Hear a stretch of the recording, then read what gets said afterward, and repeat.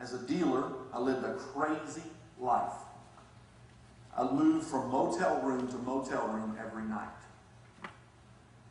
One night, in a motel room in Fort Worth, Texas, I was injecting meth into the arm of one of my customers. I had come to be very good at hitting those nearly destroyed veins in the bodies of addicts. What happens is, after shooting drugs for a while, your veins begin to detach and to collapse. Ask a nurse that's with us tonight what this process is like. It doesn't even necessarily have to be a drug addict that experiences these things. Folks in the hospital experience the same things. But I've become so good at being able to hit those hard-to-find veins in folks that I was jokingly called Dr. Feelgood by a lot of the people that would come to see me. I injected the drugs into this dude's arm. He began to convulse.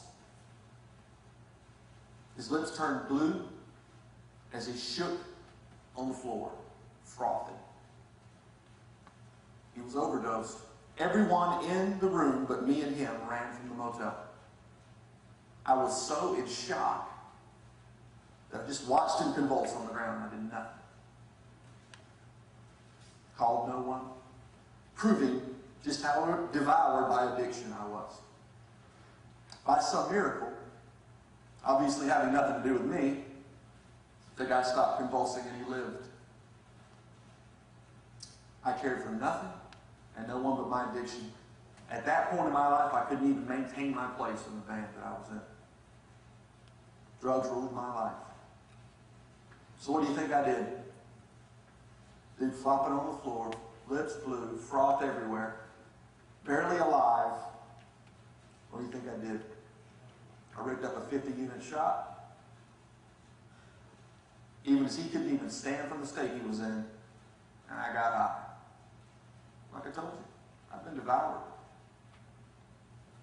Now, devoured by the devil because he took control of my heart through addiction.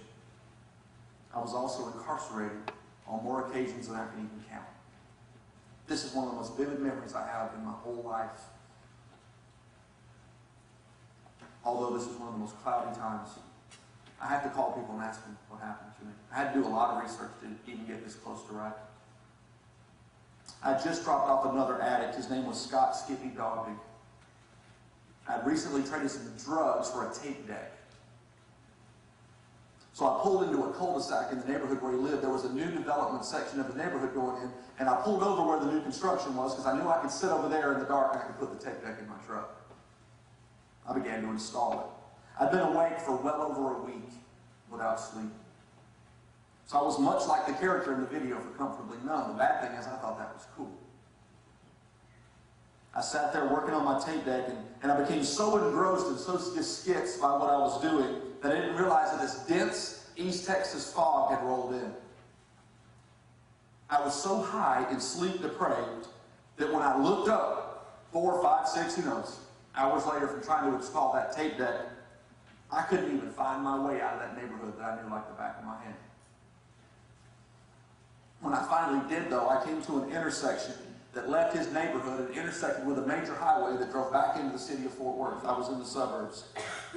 All of a sudden, in spite of the sheer darkness that was all around and the fog and the darkness of East Texas at that time of the day, the entire area around me lit up like it was midday.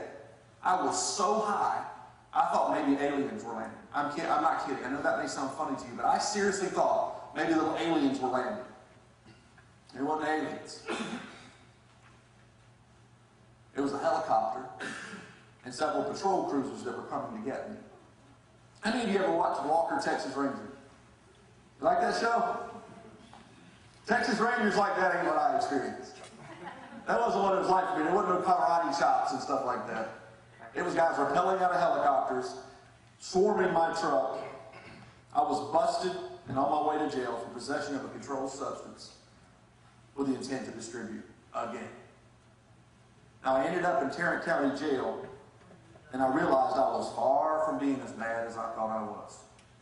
Because when you go into a major city jail, you're in there with murderers, rapists, drunks, you name it. Because before you're processed, you're in there with everybody.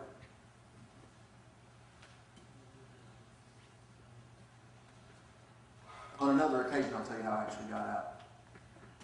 Skippy, I know that sounds bizarre, Scott, the guy I was dropping off, was an informant.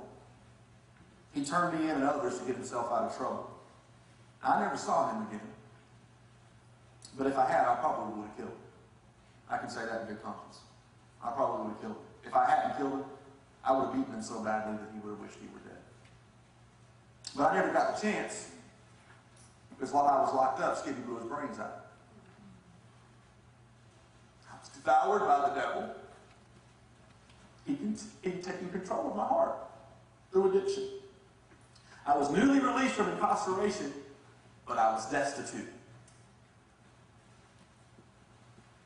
Did I mention throughout this whole part of my testimony I was only 18? 18. When I was finally released from jail, I was homeless. I squatted in the abandoned trailer that my parents had helped me to get set up in when I left home immediately after graduation. My parents were still thousands of miles away in Alaska where I graduated high school. Yet another story that I'll tell on another day. While I was living in the motel rooms dealing, the power had been turned off due to my lack of payment in my place.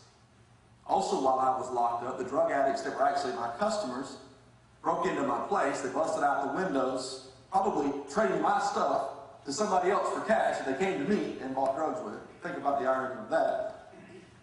But it was like a tornado we'd gone through. I can still see it. Now, because the windows were out, and it was that time of year, and it rained in and dried, rained in and dried, rained in and dried the whole time I was locked up, the whole time I was living in these motels. The whole place was just mildewed, black with mold. Here was my existence. I slept in a mildewed bed in the dead of winter, in a trailer with no power and no windows. I kept as warm as I could by covering up with the mildewed clothes that had not been stolen by the guys that had ransacked my place. And I built fires in a small hibachi grill to stay warm. I lived my life by a candle,